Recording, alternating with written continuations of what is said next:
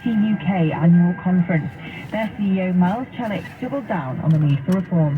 There's no magic bullet that New York could fire, or that Brussels could fire for any of its centres, or Hong Kong or Singapore. This is always a case of making sure that you're refining regulation, refining practice, ensuring that you've got the right talent in place, and making sure that you're moving forward with a sensible set of reforms. This is UK CEO Miles Chellick speaking there to Caroline Hepker. We'll be joining Caroline in a moment, live from the conference with more coverage on the future of the City of London. OpenAI has picked London as the home of its first corporate office outside the United States. June Potts has the story. ChatGPT, tell me where I should open my next office. Well, the answer for OpenAI, the San Francisco-based company behind the AI chatbot, is London. The move is a boost for the UK in its growing rivalry with France to become the tech centre of Europe. While in London, the OpenAI CEO Sam Altman met...